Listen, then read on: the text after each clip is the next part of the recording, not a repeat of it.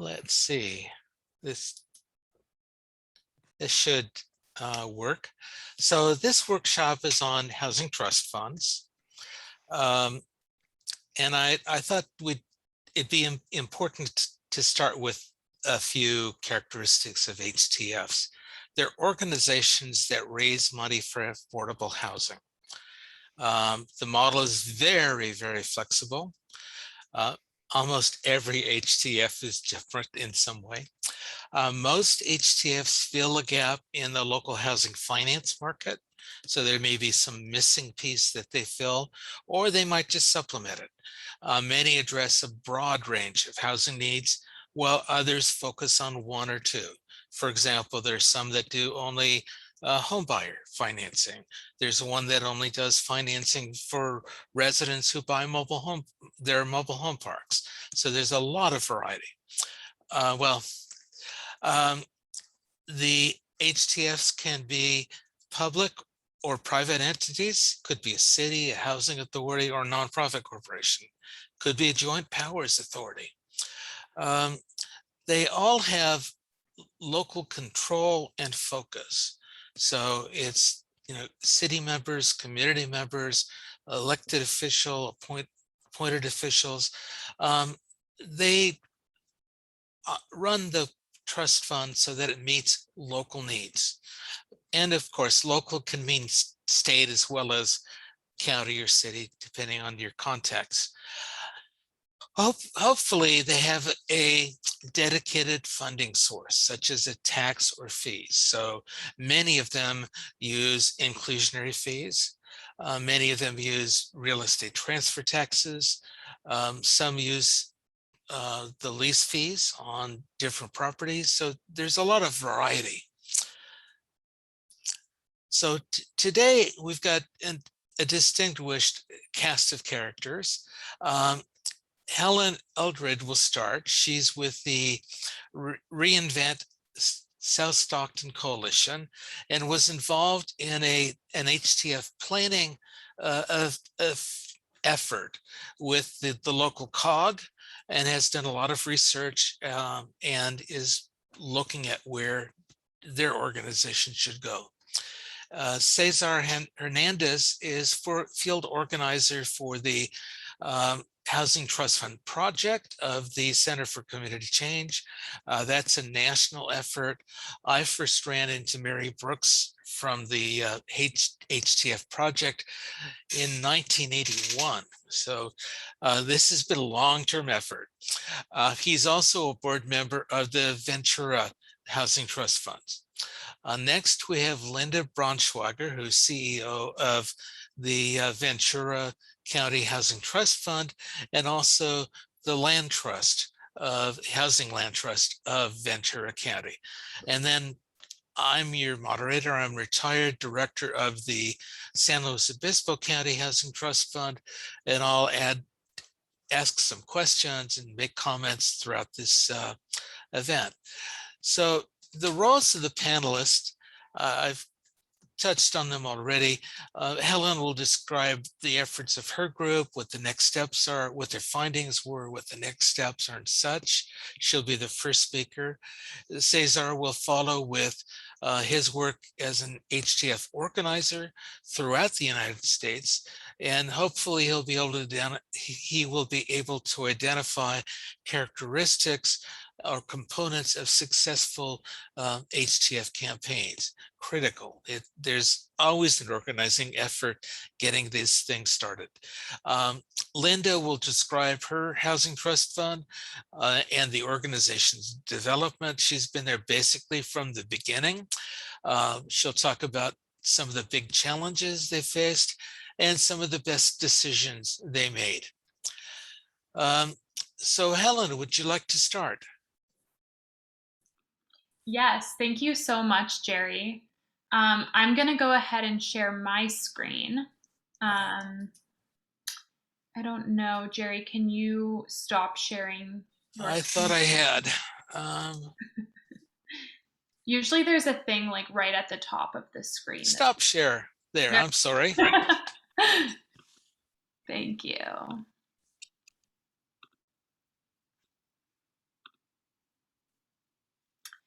Okay. Welcome, everybody. Thank you so much for coming to this panel. As Jerry mentioned, my name is Helen Eldred, and I work at Reinvent South Stockton Coalition, so based in Stockton, California, and I work as a housing justice coordinator there. So for my presentation, I'm just going to be going over some of my research that I conducted with the San Joaquin Council of Governments, and also just kind of where they are in their process of implementing a regional housing trust fund, and just kind of where we are right now in San Joaquin County.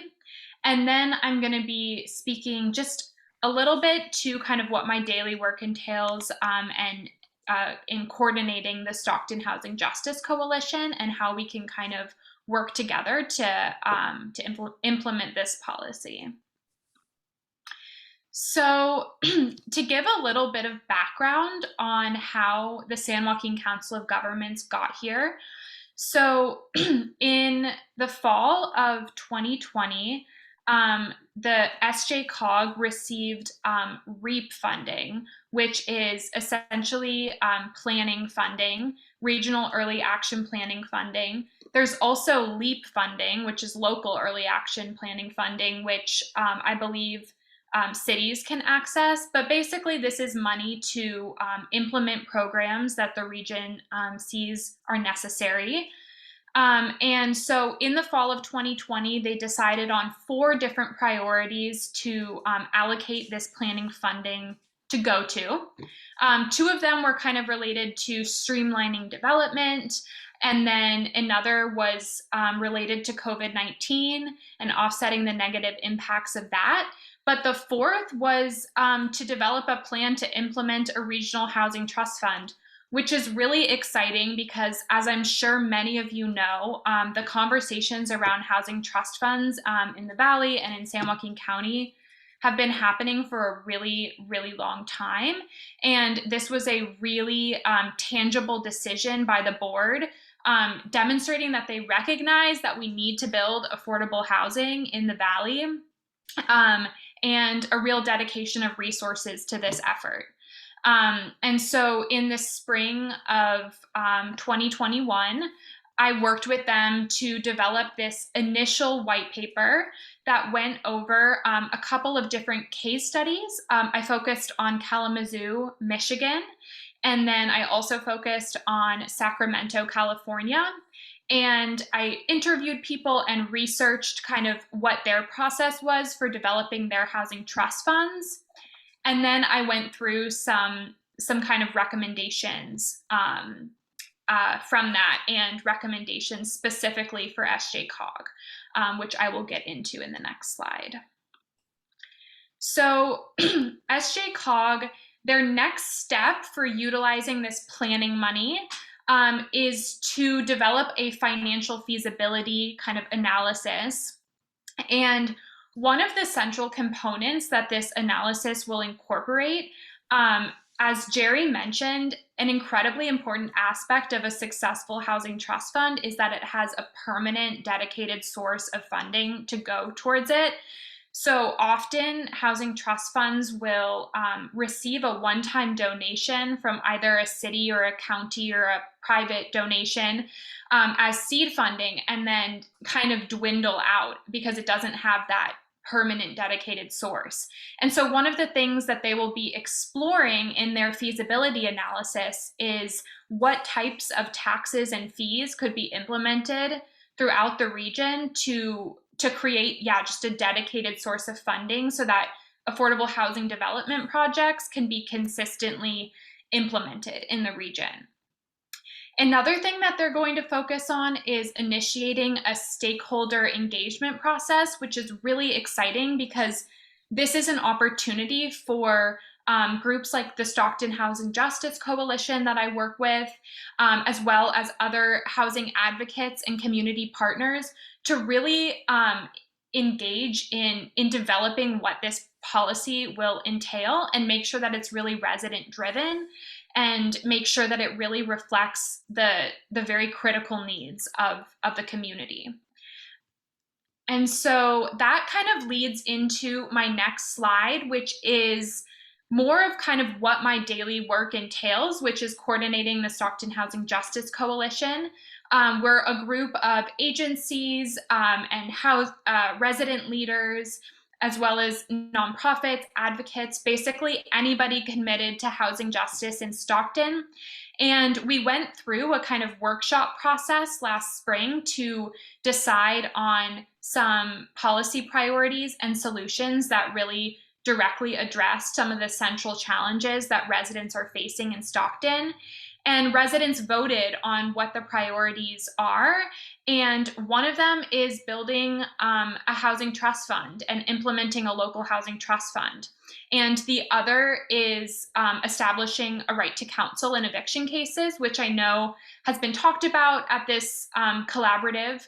And one of our close partners, Faith in the Valley, is really spearheading that effort, which is really exciting. And so this really shows like SJCOG prioritized this. Residents in Stockton have prioritized building affordable housing. And so really our task now is to really build a campaign and build public support and political will for this to eventually happen, and really work with SJCOG to implement a very resident-driven process. And one of our events that is coming up to really do this is we're planning a town hall that will take place October 13th, potentially the 20th is our backup date. And establishing a housing trust fund is a huge priority for this town hall. We're going to have a group of panelists and decision makers from Stockton and the Valley to really be in dialogue with residents and to raise up resident concerns and to really build momentum and support for this policy. So I think that on that note, it would be a great segue to switch over to Cesar, who's going to talk a little bit more about the importance of grassroots organizing in housing trust fund policy. Thank you, Helen. That was great. Cesar? Great. Thank you, Jerry. And thank you, Helen. Really honored to be here with you all today. So I am also going to share my screen just to help guide my comments with everyone today. If I can find the right, let me get that going. All right, here we go. So as we start, as Jerry mentioned, I am a senior organizer with the Housing Trust Fund Project at Community Change, originally the Center for Community Change, which was started in 1968 as a way to maintain the legacy of Robert F. Kennedy and Martin Luther King, with the mission of building the power of low income, and in particular low income people of color, to make the changes in their community and in public policy to better their lives. And as we begin this conversation about how organizing and building power connects to housing trust funds, I'm reminded by a quote from Cesar Chavez, and I'm not exactly sure if it's the exact quote, but it's something like this: "It's never about the lettuce, it's always about the people."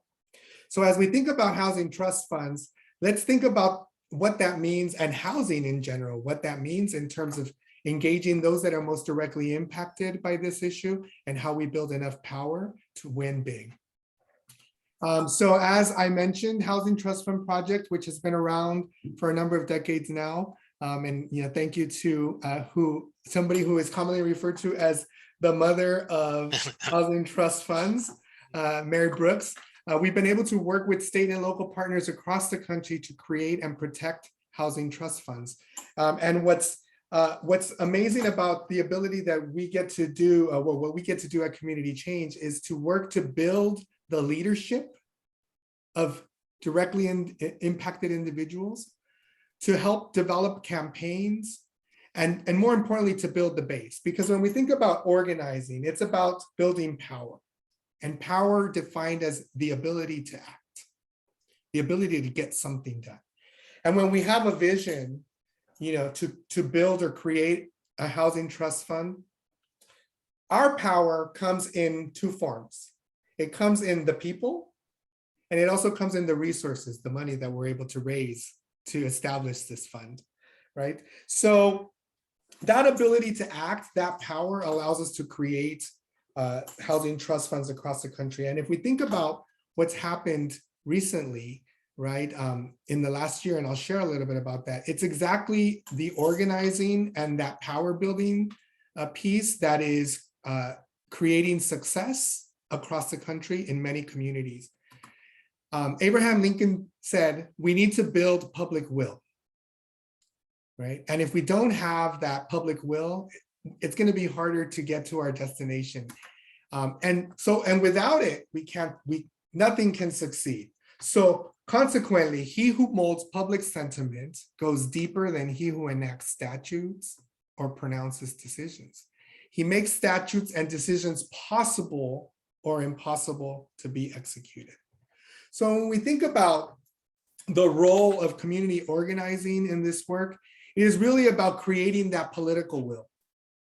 It is about bringing in all the different constituencies and all of those that have a direct interest in the success of this vision of a housing model, of a housing trust fund model that will bring the power to be. And there are certain, as Jerry mentioned, characteristics that we're seeing across the country that are important pieces to get to our vision.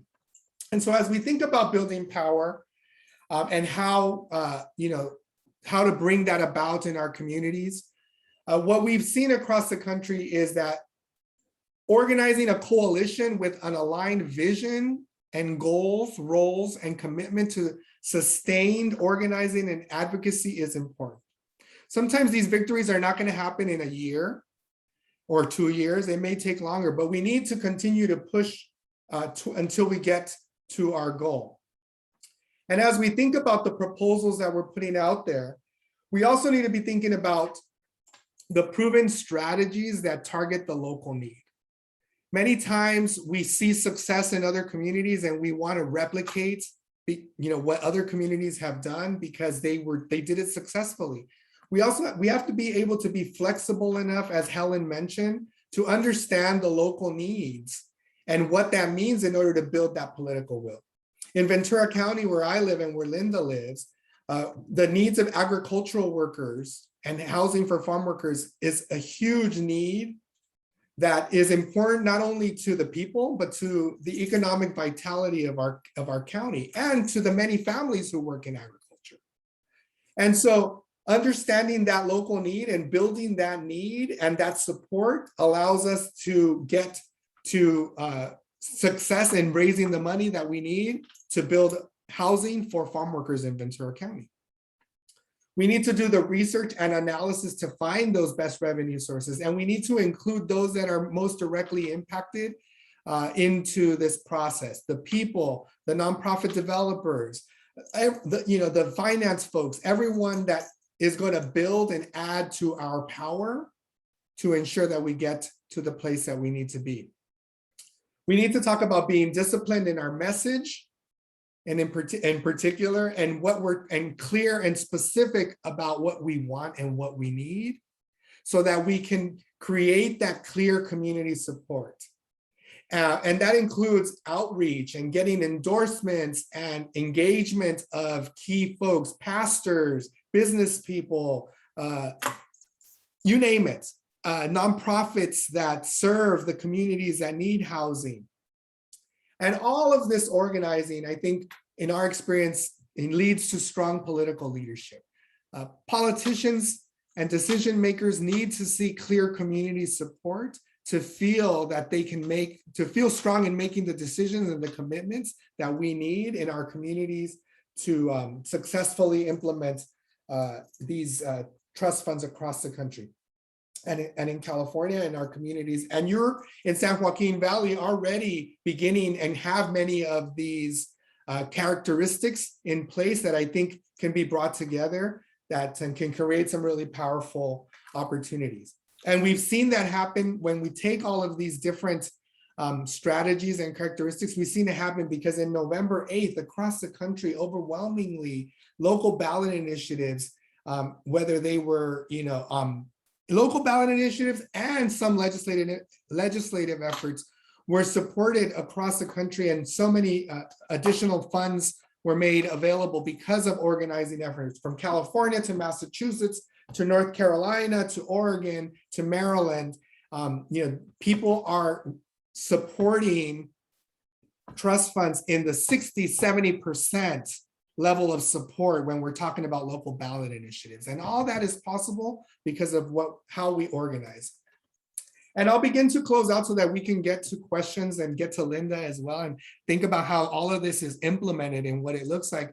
But one of the things that I will share with everyone today is that there are some core principles that we've been pushing as we help and build the power in communities in California, Oregon, Washington, you name it, across the country, that we feel are very important for us to consider in our organizing efforts. One, we really believe that we need to be bold in our solutions. It doesn't help us when we're not bold. We don't get as much as we need when we're not asking for those big, investments into our communities. So be bold in your solutions. Also, very important to lead with widely held and deeply felt values, the shared values of our communities, right? Housing as a human right, right? Ensuring that families and children have safe shelter, in particular in these times of public health crisis, right? And how all those pieces come into play. Centering race and gender. And I know that this may seem like a very difficult thing and something that we want to stay away from because it creates tension, but every good organizing fight needs some tension. And we need to be open to also be bold in talking about race in this moment and how our work with housing trust funds can help meet some very critical equity needs in many of our communities. And the last thing is to lead with lived experience. Really bring in those stories of the people that are most directly impacted by the housing crisis in our communities and make sure that they are part of the solution, part of the decision making. So in essence, and what I'll close out is saying is that, to win housing trust funds, it's not just about the idea and the product, it's about having the power to win. And our power in our communities is in organizing our base. Those people who share our beliefs and who share our values that housing is a human right and that in fact we have enough in our country for everyone to thrive. So I will leave you with that and appreciate the time and the opportunity to share some thoughts around why it's important for us to build power in our communities to win big and to win more housing trust funds across California, including San Joaquin Valley. So thank you so much, Jerry. Thank you, Cesar. I want to remind everybody that the Housing Trust Fund Project's website has an unbelievable wealth of information on housing trust funds. Definitely search for it, go there, sign up for the newsletter, and that'll keep you up to date on what's happening across the nation. Linda, could you tell us about your experience? Absolutely. I think my slides are coming up. Yay. Yeah, let's see here. Awesome. There we go. Well, I want to thank you all as well to be invited to this conference and this panel. I'm very impressed by the topics that you've covered this week and the excitement that seems to be brewing out there in San Joaquin Valley. I would have loved to have had at least half of the excitement when we started working on our housing trust fund. As mentioned, I'm the CEO for the Housing Trust Fund Ventura County. Jerry, we started out with Ventura County first, but a number of organizations thought we were part of local government, so we switched our name around. As well as the CEO for the Housing Land Trust of Ventura County, which I'll touch on in a couple of minutes. As a nonprofit, our mission as the Housing Trust Fund is to support more housing choices, and by generating and leveraging financial resources, working in partnership with public, private, and nonprofit sectors in Ventura County. It's your basic housing trust fund mission. As was mentioned, there's a lot of different types of housing trust funds, but our mission is usually the same, which is to leverage funding for housing, affordable housing, and a variety of different types of housing. We are probably the most unique of the ones that have been talked about so far. We started a housing trust fund conversation through our Ventura County Economic Development Coalition back 18 years ago. And it really, interestingly enough, came from the frustration of our business community here in Ventura County around the lack of employees that they could attract to jobs, and because of the high cost of housing, as well as the ability to retain our young professionals in our community who were leaving in droves because of the high cost of housing. So that was our start, was from the business community. And let's go to the next slide. So one of the things that drove our little committee that worked on this many years ago was really the housing trust funds model being flexible, creative, nimble, and committed to its purpose of helping funding more affordable housing. Like was mentioned, like it was mentioned by Jerry and others, we also had the infamous Mary Brooks come to Ventura County and give a presentation of all the do's and don'ts.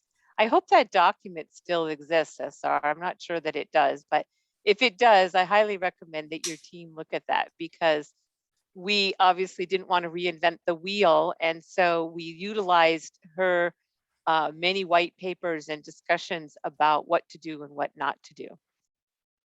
On your slide here, I'm going to keep going, but you can glance here at the overall concept of how a housing trust fund, at least like ours, works. So the key to our housing trust fund in the beginning was really the ability to bring money that wasn't historically used for affordable housing to the affordable housing lending market.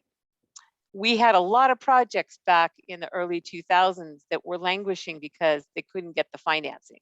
They couldn't get off the ground. They couldn't get it to the next level. So when we started our research, that's really where we were coming from, which is how can we get these projects moving? How can we get early money into these projects so that we actually see the generation of new housing? What was attractive also about the housing trust fund model was really the fact that you can leverage dollars. I think in the early days on average of 8 to 10, I think now they're quoting, 10 to 14.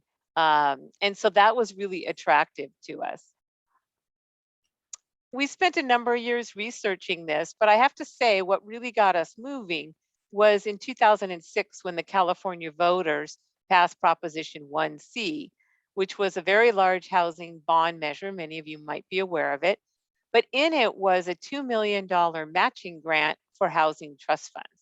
So all of a sudden our little committee went, well, wait, here's some real money that's free from the state of California, that doesn't happen very often, to bring back to Ventura County.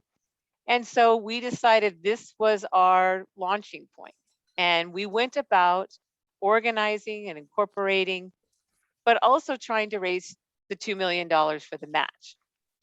Let me just frame this. This was 2005, 2006, 2007. We were in the midst of a massive recession. And we were an organization that had lofty goals and great paperwork, but had never produced a loan, had no track record whatsoever. And yet we wanted the cities and the county and others to financially support us. And so I was hired as a consultant to take the organization and incorporate it and move it to the next level. And so I went to the county and I said, you're struggling to meet your housing element requirements. You're struggling to meet your RENA numbers. And there's a variety of reasons of why that was. As Cesar mentioned, we have what's called SOAR, Save Our Agricultural Resources, that was passed by the local voters, that requires the housing development in our communities to be within the cities. And so it limited the county of Ventura, who only covers the unincorporated areas, the ability to get much affordable housing built. So they were also working on their 10-year strategy to end homelessness. And so all of these factors motivated the county to see the vision of the Housing Trust Fund and decide to step up with an initial $500,000. That got us started. And I committed at that time that we would go to all the cities in the county so that it was a county-wide housing trust fund and not the county housing trust fund. You can clearly see our model was really always from the beginning as a nonprofit model. It's a public-private partnership. I'm happy to say that we did ultimately get all 10 cities to invest in the Housing Trust Fund. The lessons learned, the goods and the bad, here we go. We felt because of the recession and limited dollars at that time in city government that we could not get an ongoing commitment from our cities to invest in the trust fund. We had no track record. We had no real products. We knew what we wanted to do, but we hadn't done anything significant on that yet. So I approached each of the cities with a one-time, big mistake, one-time donation that they could spread over, 1 year, 2 years, 5 years, and eventually was able to get all 10 cities. It took a number of years. I don't know about in your community, but in Ventura County, it is a rare thing to see the county and all 10 cities do the same thing at the same time and invest in the same project. So we're very proud of that. I'm not going to call it a mistake, but the downside was we did not get that, permanent long-term commitment from our cities and counties.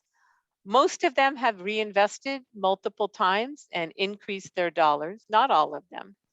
But I think if we had had that dedicated source, we'd be even bigger than we've gotten to at this point.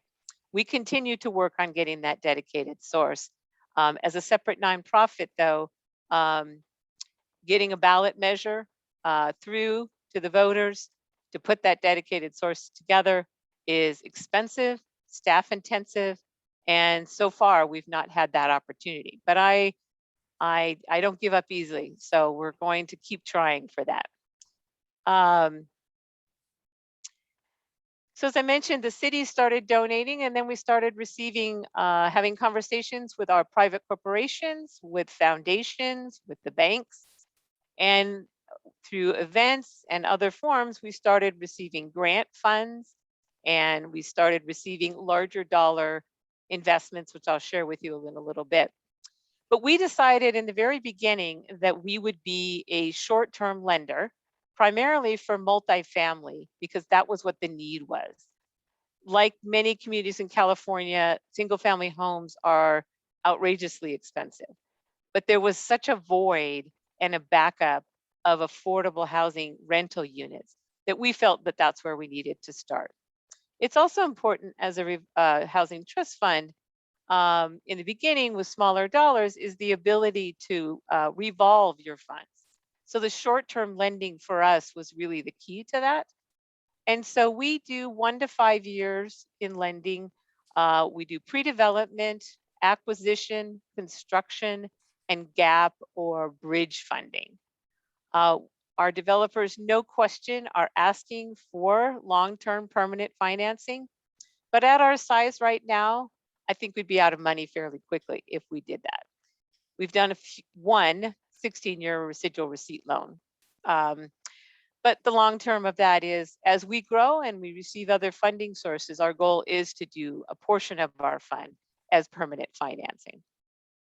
We do construction lending for deed restricted single family. So in Ventura County, our Habitat for Humanity is very active and busy.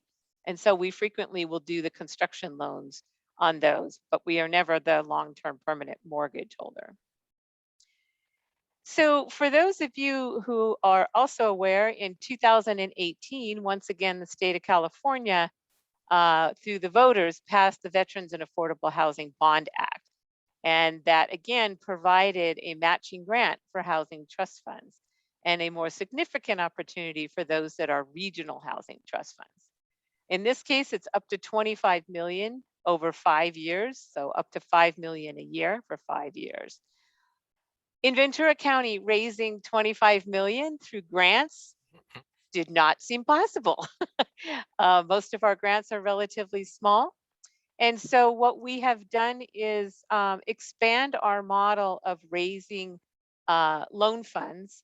So funds that are actually loaned to the Housing Trust Fund at below market interest rates.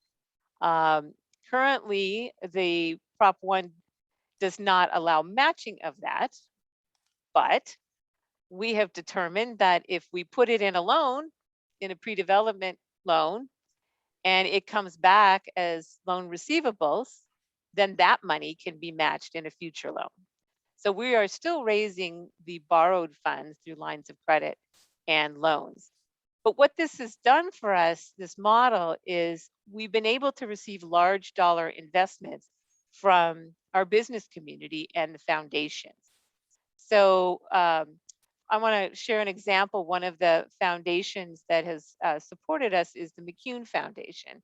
They're actually out of Santa Barbara. They started out by investing $100,000 with us for 5 years at 2%. And they were using money that they just had parked on Wall Street in a very low interest bearing type of account. And they felt that they could use these funds, which happen to be endowment funds, as putting it to a purpose of affordable housing and meeting more of their mission. They were so pleased with the process that they increased it at 5 years to $250,000. So we're using that model with other foundations. The banks are more known for doing this type of line of credit or loan. But we've been doing recently CFO, CEO roundtables with our corporate entities and foundations to talk about the value of this model and why they should be investing in affordable housing through the Housing Trust Fund. And it's a way for us to raise bigger dollars. And we're seeing a much bigger ownership from our business community for the need for affordable housing. As many of us know, we're not going to solve the affordable housing crisis that we have both in our community and I'm sure in yours as well, unless we find other dollars besides government. And so accessing these other types of funding become really critical and valuable when there's a match involved. Just real quick, I think it was mentioned, we are a CDFI, a Community Development Financial Institution, and we are certified at the state, although those of us in this world know there's not been money in the state CDFI coin program for many years. So we've never received money, but it is of value and it shows that we've been evaluated by the state. We have received a little under 2 million from the federal government, and as we grow, we expect that to increase as well. I wanted to share a couple of examples of how cities were able to leverage their donations to the Housing Trust Fund. So 2 of our smaller cities, but both, one particularly Santa Paula that has a much larger affordable housing need, larger agricultural worker community. They invested 50,000 into the Housing Trust Fund initially. And we did 3 loans there, and our loans totaled 825,000. And the overall project development cost for those 3 projects was close to 22 million.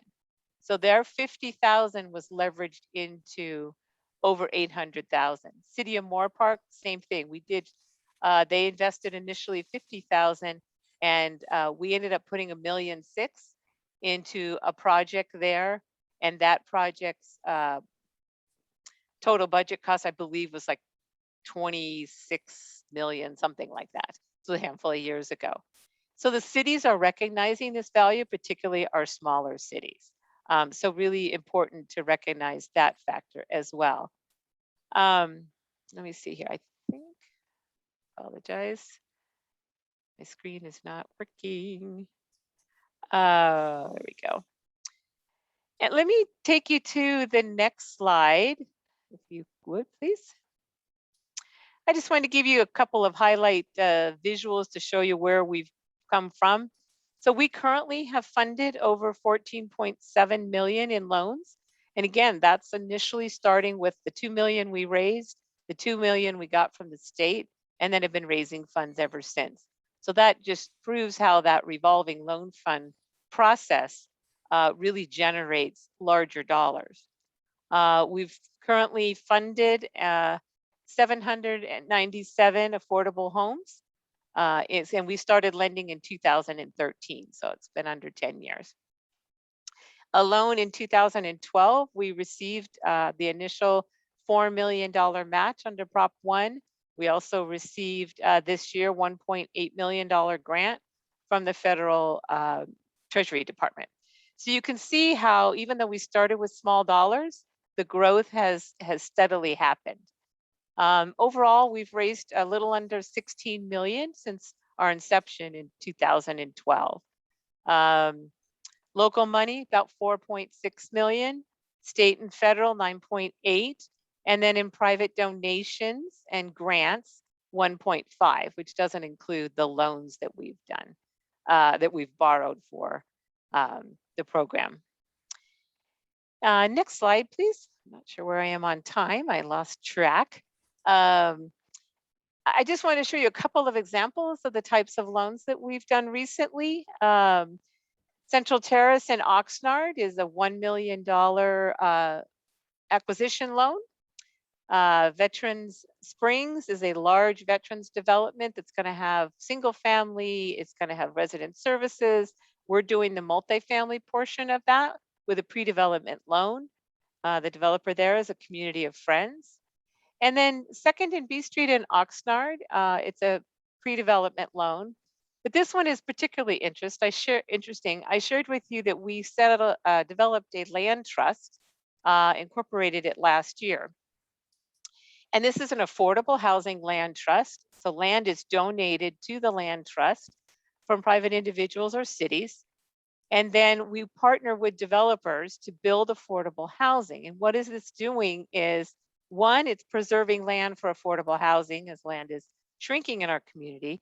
It is also, the land is leased to the developer for 99 years. So the cities are very pleased to see that affordability in perpetuity will happen with these developments. But the last piece, which is really important, is that currently under Prop 1, land donation is matched under Prop 1. So for me, when I'm trying to raise 25 million in my community, this project at Second B is a small piece of property, but it has a value of about 850,000. So when the project goes to financing, the state will then match that 850 plus whatever loan we're doing. So that's 850,000 I didn't have to go raise out in grants or other funding sources. So I think we're one of the first ones to do this, I believe. I don't know, Jerry, if you've heard of any others, but I know my board thought I was crazy in the beginning, and it took a lot of persuasion and convincing. But I'm hopeful that this is going to be a valuable tool for us. We have a number of cities looking at this. In Oxnard at this particular time, they decided because of some other budgetary issues, they couldn't give us any more cash at that time. So by donating land, it was a win-win all the way around for them. So that is going to be, the Oxnard project is going to be the Homeless Housing Solution Center, about, I think it's 110 beds, plus 55 one-bedroom supportive housing units. So even though the land, the project is encompassed on the land owned by the Housing Trust Fund right now, we will also be funding a portion of the the one-bedroom apartments. So that's just a creative way, I think, that we've gone about creating more affordability in our community, as well as leveraging dollars. And then the last slide, I believe. Here's my name.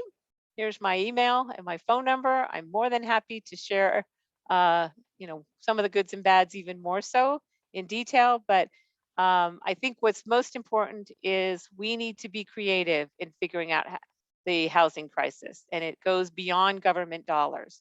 And we truly appreciate our government partners, but we also need to find other partners in order to make this happen. And I know in Ventura County, our economy has definitely suffered because of the lack of housing and the ability to attract employees. And the business community is now recognizing that. And so leveraging that going forward is going to be valuable for everybody in our community. So I'm very happy to be here today, and I'm certainly happy to answer any questions. Thank you very much, Linda. My pleasure. You have been very creative over the last decade. We had a couple questions come up earlier that I'd like to share, if I can find it now, with all of you.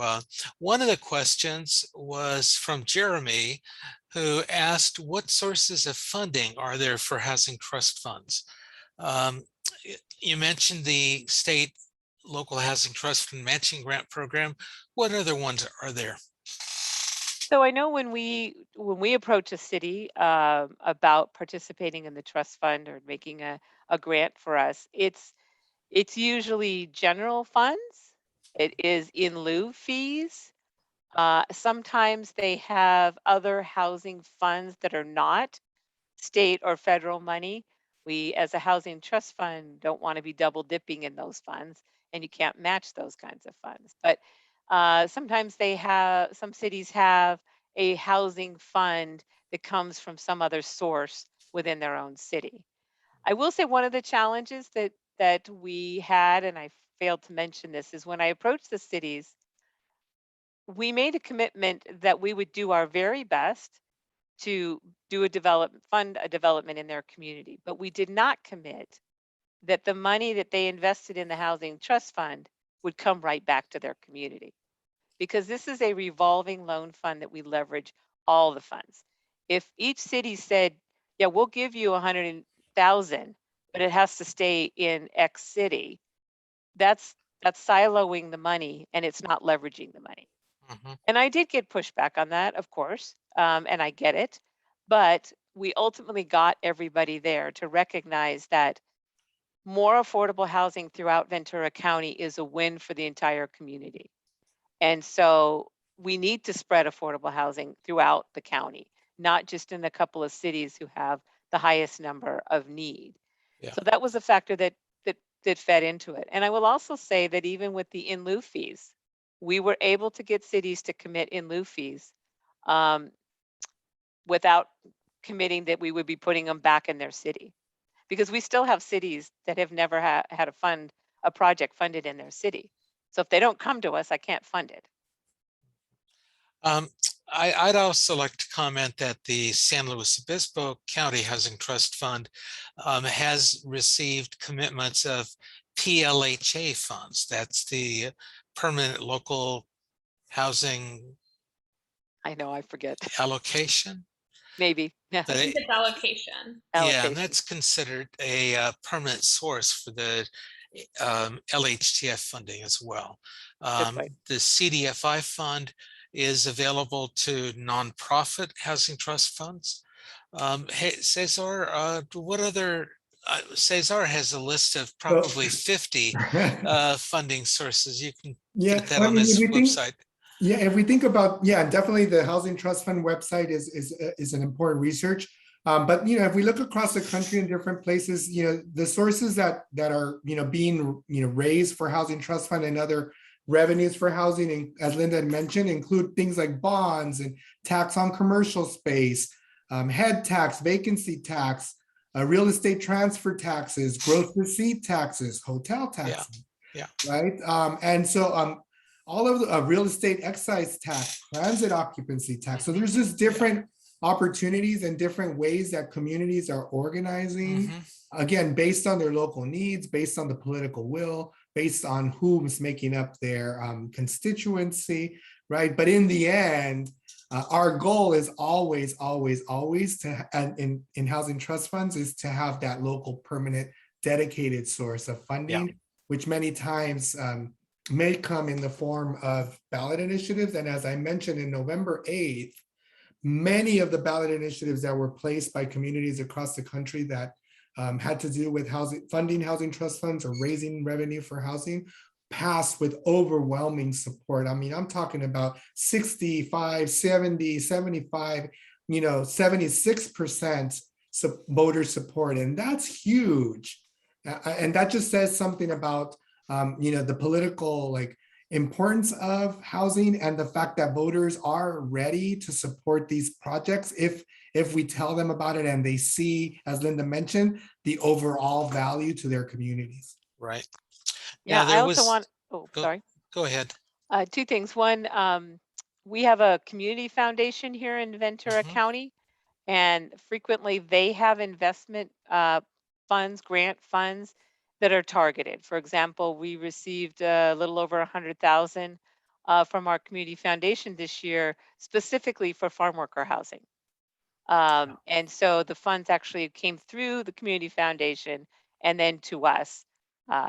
So that's just another way to think about it. There's specialty funds out there that have targeted audiences. And in our housing trust fund, we do specify that our priority is veterans, homeless, farm workers, youth transitioning from foster care, and low to extremely low income. And I also Yeah. wanted to just, if I could, Jerry, there's Mhm. a question in the chat, if you Oh, don't mind. You want me to answer that? the on the, From Bob, and yeah. it's asking whether you can start a housing trust fund in one county, or do you need 2 or 3 counties? Actually, most of them are one county, but some of the smaller counties up in the Bay Area have partnered together. It's more complicated, obviously, but Yeah. it's being done. Um, And the where the regional definition, piece comes in okay. is the multiple cities Mhm. and the county, all under one fund. That Yeah. makes you a regional housing trust fund. Yeah, if you have cities as partners. The county of San Mateo has a unique structure it's called a joint powers authority. And so the county and the cities join that JPA to form their HTF. So that model could be used for a multi-county HTF. You create the JPA and then you add cities and counties to it as you grow. And then that leads me to an earlier question about equitable distribution of funds. I don't know, basically, how do you ensure that every community gets a share of the money? And like Linda says, that's often hard. In San Luis Obispo, we had to commit that the PLHA money went to that jurisdiction that contributed it, but we had enough projects going that was easy to do. Otherwise, it can be hard to ensure that every community gets a fair share of the money. But that's one of the goals in San Luis Obispo. I'm sure it's your goal as well, Linda. Any other comments on that? Well, and maybe it is because it was a number of years ago, but I could never promise that it was going to be Yeah. equally distributed. No. And I don't think it should have been, to be honest with you. If you look at the way our county at least is set up, and I'm sure others, there are more needs in some communities. Yeah. And so the more we can build affordable housing, whether it's in that community or the neighboring community, benefits all. So I made a point of my presentations to say I would not commit that it would be equal or fair share. Yeah. I don't know if that would fly today, but it worked then, and I still hold on that because it's not a true revolving loan fund, and it's not truly leveraged. If you're siloing money, then why are you giving me money if all I can use is it in your area? If everybody said that, then that 100,000 stays in that community. Then I have no value as a housing trust fund. Well, in some cases, there are legal limitations on where money can be used. So sometimes you have to do a little bit of that. But once you're up to the volume now that you probably can guarantee that any city will get that much money back. Well, and just to add to this piece, Jerry, I think it goes to the point that as we're thinking about building power, we have to think about organizing in every community, right? When Linda talks about the 10 cities in Ventura County and the county, supporting the work of Housing Trust Fund Ventura County, it was because there was local people in those communities pushing their city councils. It was county folks pushing their supervisors to do that with the same message, with the same vision, and really pushing for that power. And I think the other piece that, we're at least in taking my organizer hat off and putting my board member hat on, is that, having the representation of folks in the community on the board of the trust fund is huge. And so, being able to bring the experience that I have growing up in Oxnard, in a community that is primarily, largely agricultural workers, having grown up in public housing myself and my family having that lived experience, adds to the richness of the board and the discussions that we have that allow us to, approach municipalities and the state in a much more powerful way, because we're connecting with the realities of our communities, and people are seeing that in the projects that are being developed. Absolutely. Great. Helen, do you have anything you'd like to add?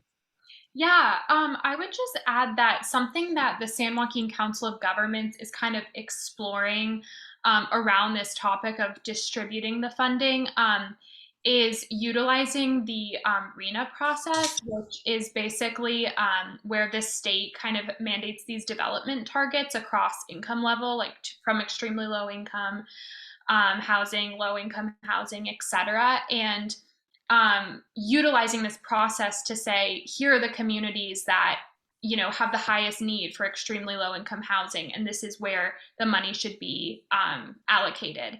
And kind of going off of Cesar's point, I think it's really up to these local communities. We need to organize around this RENA process and make sure that we're putting pressure on city council, et cetera, to really make sure that, these numbers reflect the actual needs in the community so that the communities can get the resources that they need.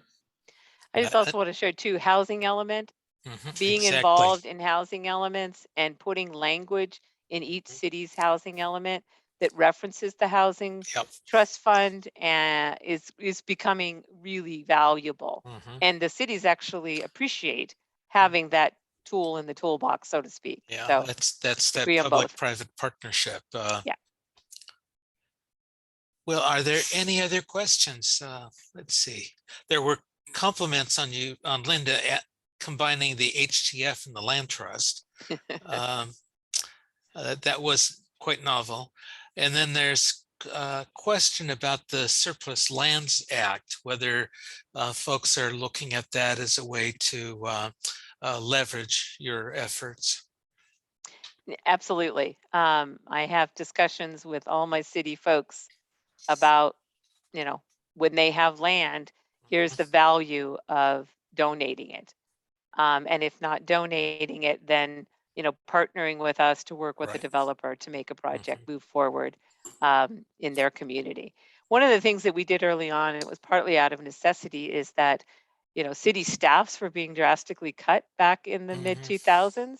And so we became a resource for the cities to help them. And to this day, we still are. When developers come to them and say, well, we want to do affordable housing, but how do we get the financing? You can only give me X. So then they shoot them over to me and we have conversations about what other sources are out there and how to leverage, et cetera, et cetera. So it's become a valuable tool for the cities to work with the Housing Trust Fund, and they value that now. Yeah. I also provided TA to developers and even did presentations to the architects, AIA, on density bonus law, how they could use density bonuses to increase the size of the development in exchange for including affordable units. Yeah. And just to add to this, idea of how, the kind of the added value of this in terms of, educating, users on what's available. But there's also, I think, if you think about it from the organizing and building, power perspective, and what Helen was talking about, influencing the local jurisdictions, is also, incorporating community education, political education, issue education, about housing trust funds and about the role of the Housing Trust Fund, but also about the role that we all play as individual citizens and as collective voices to ensure that our local jurisdictions are supporting this work either through direct investments or to helping us think through how we get to this permanent source of revenue that can then, to Linda's point, be leveraged by the jurisdictions themselves in very significant ways. So, that political education, that community education is critical to any organizing effort. I think another piece, and I think this is across housing trust funds, but I know certainly within my housing trust fund, is when I'm talking with investors, particularly private industry or individuals or foundations, is to make sure that they understand we're not a risky lender, that we're not lending to fly-by-night developments. We lend to developers who are seasoned affordable housing developers, because this is difficult work. It's heavy lifting to do this kind of financing. And so although it's great to support new developers, we're not the fund that's going to do that, because to be a successful revolving loan fund requires that our loans are paid off. And so, we have no losses. We've had one late pay, and it was due to the state government. And that's because we always know who our takeout lender is. Again, because we're a short-term lender. That's really important for people to understand that this is a solid model that investors can trust, because we're not insured, even though we are certified at the federal level as a CDFI, we're considered a nonprofit bank. We're not insured like a bank. And so I think those are also important factors when you're having these discussions, is the credibility around the model. And there's also internally, you need to think about your fund. In San Luis Obispo, when I was there, the board, one of the board presidents, chairs, said that we can make some risky loans because we have the other loans that are performing. So we did lend some rehab money to a, I don't know how to describe it, but a fledgling nonprofit. They'd been around for a long time, owned a house, used it as transitional housing for the homeless, but didn't have a good track record on paper. So we loaned them money to put in a septic system, and they paid us back, every month on time, and even gave us a small donation afterwards. So you can, but it was very small compared to our other loans. So you can afford to do some charitable work in addition to your mainline work. You can tell that I'm a former banker. I say I'm Yeah. a recovering banker, because I still have that conservative lending approach. Well, housing trust funds don't survive unless they make money. That's Right. something that everyone has to understand. Whether they're private or public, they have to make money in order to survive. And that money pays for the staffing, the interest on the loans we have to borrow, and expansion of our services. So we're a business. And it's very important to remember we're that. a business, but with compassion, with the heart and values that, Yep. that really also, to your point, Jerry, and I think this is one of the things that I'm proud of Housing Trust Fund Ventura County, was that, during the COVID crisis locally, there was efforts to raise money to help people stay in their homes. And we were able to also contribute as a housing trust fund to those efforts. And so in addition to the long-term solutions, we're also, hopefully if we're successful and we raise the money, and if we have those permanent funds, right, we can also respond to the many, crises that we, need to be ready for, as we deal with climate crisis and other public health emergencies that inevitably, unfortunately, will continue to impact our communities. So that's the other, kind of added value to having those non, restricted funds and being able to, respond to those needs. Yeah, and it's also part of the beauty of being locally controlled. If you have local issues, you can do things that address them. Right. Well, and it's all part of the fact, again, of being flexible and nimble and creative. That's one of the things when folks say to me, well, how did you choose this priority? Or how did you guys come up with that priority? Well, we set the priorities based on what the needs are in the community. But if that need changes and all of a sudden there is a huge demand, in our case, for housing for fire victims, then we do what we can to maneuver that way. Or if seniors become the next big wave of housing needs. And that's also the value of a housing trust fund, is that flexibility that not always government has. Okay, I'm looking at the questions. More comments. Do we have much time, Bob or Louisa? Is there was a, No, it's you have 15 minutes. oh, If you want to take it. wonderful. Yes. Well, there was a question about the land trust, and what resources did you look at to establish the land trust? What made it possible? That's been a challenge. I will say the Housing Trust Fund has been funding my time in putting this together and our legal costs. What we did was we set up a land trust that is a supporting nonprofit of the Housing Trust Fund. So it is a separate nonprofit, but it does have more than 50% of the board is from the board of the Housing Trust Fund. This might be a little in the weeds, but working with HCD on this concept was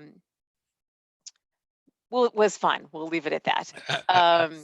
And so in order to make it work for the match, the land actually goes to the Housing Trust Fund because we are the lender that gets the match.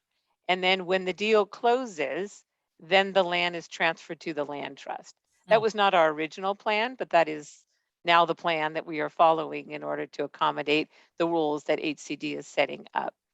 We are fundraising and looking for grants. We've had a little bit of success, but not as much as I would like. But since we now have our first project that will be closing next year, I'm hoping that that will grow. But I will, basically the funding has come from the Housing Trust Fund. I also have a comment from Daryl Rutherford saying that their effort was initially, they thought of starting a multi-county HTF, but decided that doing just the one county was had fewer challenges. I think I'd like to suggest that if you may have the idea of multi-county in the future, you might look at the JPA structure, and then you can add to it more easily than if you use something within the county like the COG or the Housing Authority, although some housing authorities are multi-county as well. But that's important when you structure something, how you want it to end up later. If you want more flexibility, there's certain choices. And with that, I'd like to ask all the panelists about the pros and cons of being a nonprofit versus the government. There's pros to both. Cesar, you've probably worked mostly with government HTFs. We've worked with a mix. Advantages? Yeah, we've worked with a mix. And I think, obviously, I think when you think about it, speaking from my own experience locally too, having a voice and being able to have a decision-making body, a board that's representative and has representatives that are beyond those that are elected, I think, brings a different perspective. And so that's the opportunity to bring in, additional resources that maybe sometimes jurisdictions don't have access to. But also just in terms of how sometimes, in my experience, depending on the political moment, if you have a change in city council or in the board, at the county level, there may be different views and perspectives. And so, whereas, in the nonprofit model, I think you have, other priorities that looked at, for example, the makeup of the board and how it looks like, the opportunities that we have in investing and in partnering with, certain entities that will help reach our goal, which many times jurisdictions may be limited to because of their role, in fact, in the planning process and the permitting process, et cetera. Helen, what are your thoughts, since you've been involved mostly with the government? Yeah, so I would just say SJCOG, for example, they're kind of exploring potentially hosting it themselves, but I think that they're also open to kind of other options. So very much in kind of the exploratory phase. There's no decisions that have really been made. I think, like, on the one hand, like, a council of governments, for example, already has mechanisms for collaboration among cities, but there also, might be a downside to that as well, because there might be existing tensions between jurisdictions. So yeah, I guess I would defer to maybe Linda on this point. But yeah, those are my thoughts. Well, there's definitely pros and cons on both, no question. I think in the earlier days when we were, starting out, we saw the government housing trust funds usually were a city housing trust fund, and we behind the scenes would refer to them as a one and done. So they would put some source of funding into that housing trust fund. They'd loan it out for permanent financing, which was truly needed. And then they were done because it was out for 35, 55 years. I'm not sure that that's the case now, with other funding sources being funneled towards government housing trust funds, but it would be something I'd be a little concerned about. I think that the fact that government entities are shrinking staffs and they really struggle with the capacity to manage a housing trust fund with depth, that would be a concern of mine. I think also the nonprofit model really has that ability to bring money that the government is unlikely to be able to attract. We write a lot of grants and we write a lot of applications for federal money and things like that. I believe that the cities and the counties still struggle staffing wise to have the ability to do that. The value, though, for the city or a county is that dedicated source, that ability to grab a tax or whatever and dedicate it and make it revolve. So that's definitely a win. I think it's interesting in over the years that the community members have said to me, that's government's job to do affordable housing. Of course, my cackles go up and I get frustrated with that comment. But there is that perception. So I'm not sure if that's a plus or a minus. But raising money from private industry and foundations, I think would be really difficult for local government. And so what money are you really leveraging other than your government existing funds? Yeah, I'm also pro nonprofit. The biggest advantage that I see to being a nonprofit HTF is that you can also be a community development financial institution. Right. And you have access to grants from the US Treasury. There are probably 3 different grants that are available. And that's very important, especially when you need to match funds. So $1 million grant from the Treasury could leverage $1 million from the state, or even more. So that's important. But having the control of the money is the advantage that I see to local governments, that they can advance a tax or a bond much more easily than a private nonprofit could. Staffing's an issue. Bigger cities and counties have more staff, or at least theoretically do, and may be in a better position to operate a housing trust fund.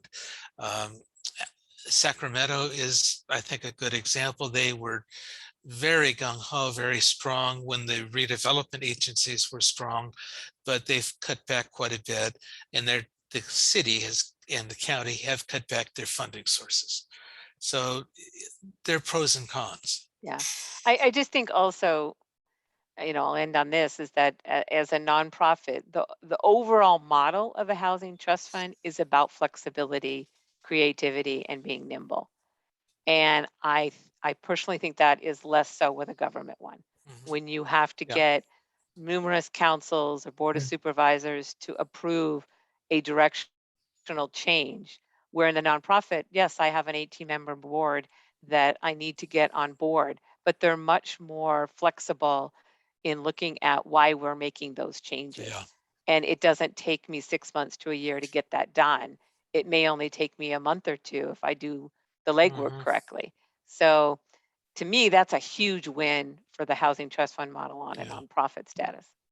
Yeah, And just thinking about the, again, the opportunities that, are presented when you do have a community-driven effort to engage a broader set of players in building the power that not only can convince cities to invest, but that ultimately will give you the political support to pass the permanent revenue source of funding that you want. You're smiling, Helen. What great thought is going through your mind? It's all about that permanent source of funding. Yeah.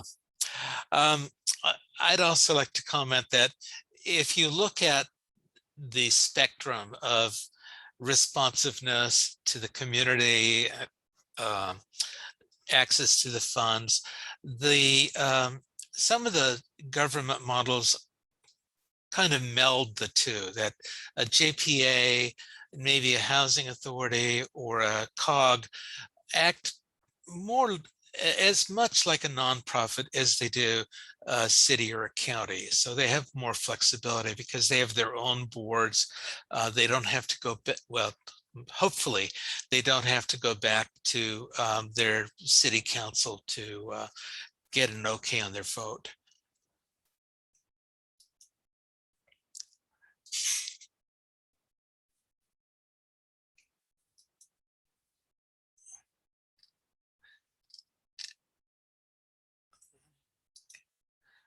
So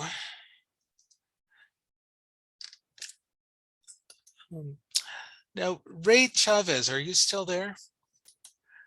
Ray asked the first question, and I was wondering, based on that, if it sounded like you thought that a San Joaquin County or San Joaquin Valley wide housing trust fund was trying to be organized. There was an attempt a decade ago that didn't go very far. What kind of involvement do you have, and do you see that as a possibility? If you're still here.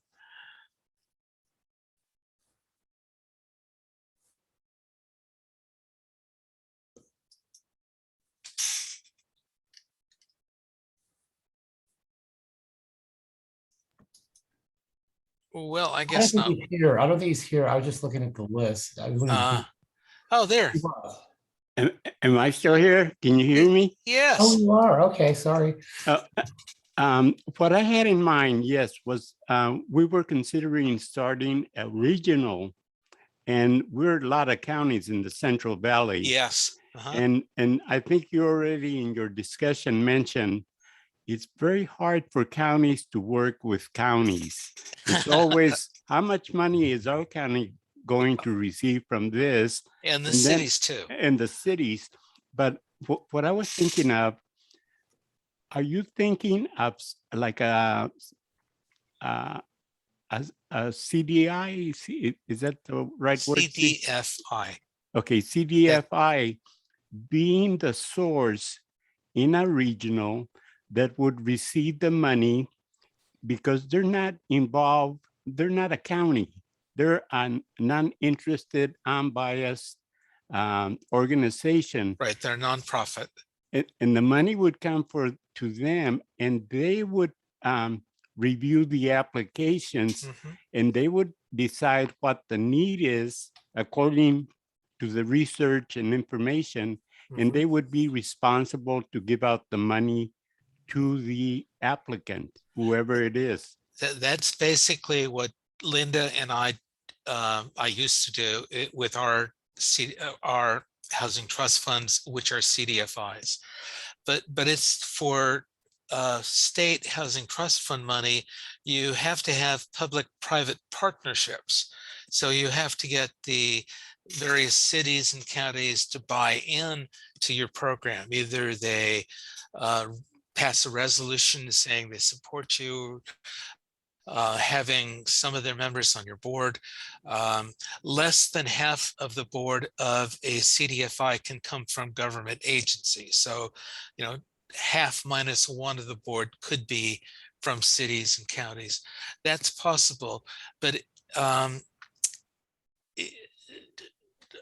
organizing a multi-county CDFI or HTF in the for the whole valley will be difficult. I guess we need to start by finding someone to head up that effort. Maybe the Housing Collaborative could do that. That they were the folks who tried to do it a decade ago. Right. There may be more people, more interest today. Okay. Thank you very much, Jerry. You're I'll welcome. just share one of the challenges we found in the very beginning is we had like 5, I think, of our 18 board members who were elected officials. And as a young, fresh starting nonprofit, trying to follow the Brown Act became a horrendous challenge. And to be honest, we certainly valued our elected officials, but the knowledge about affordable housing and financing really was the staff in the community development departments. And so we've had the difficult task of kindly asking our elected officials to replace themselves with staff.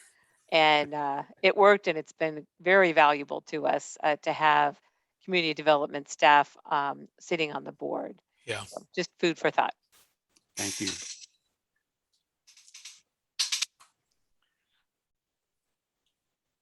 I see Bob is on again. Yes, Bob, yes. That's usually like what's the time. Any final statements you want to make? And I'm going to close this out. I'd like to suggest that those of you who would like to see a valley-wide HTF started, continue talking with the collaborative. The Housing Collaborative and Bob would be, I think, the logical place to go. My you. last comments, Bob, would be bold, lead with values, center race, and include the lived experience. Those stories of those that are most directly impacted are critical in ensuring that not only that we get the support that we need, but to put a face to the housing crisis that we are all working to address. Thank you, Cesar. Well, I want to thank, we intentionally decided to close out the conference with the Housing Trust Fund session. So I want to thank, thank the panel for a really terrific and great presentation. And just mention a couple things is that I'm taking a crash course on the history of the collaborative, 5 weeks. And that's absolutely correct that we did start around a housing trust fund. We are now in the middle of strategic planning. We're going to finalize the strategic plan by the end of the year for the next couple of years as we go through this transition period and build capacity and resources.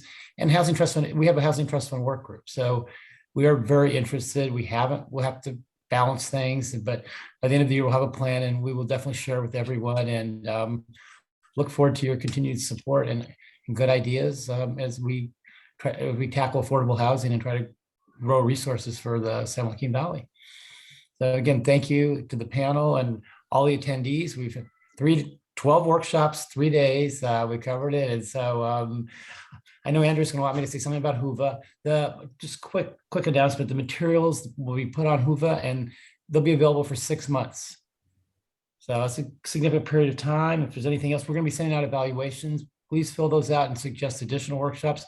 We plan to do additional webinars over the course of the next year, and hopefully next year we can go beyond Zoom land or Whova to meeting in person, but we don't know yet. So again, thank you all for being here. And Andrea, any final comments that you want to make?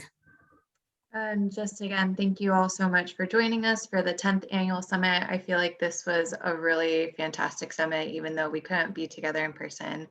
Hope next year it'll be different and it'll be like a whole get together after 2 years of virtual summits. But thanks everyone for your participation, and we hope to see you all soon. Thank you. Thank you. Safe travels. Oh, actually, I should say safe. We have already. Safe moving across See the you all. room. Yes. Great. All right. Thank you. Thank you. See you Thank later. you. Bye. Bye.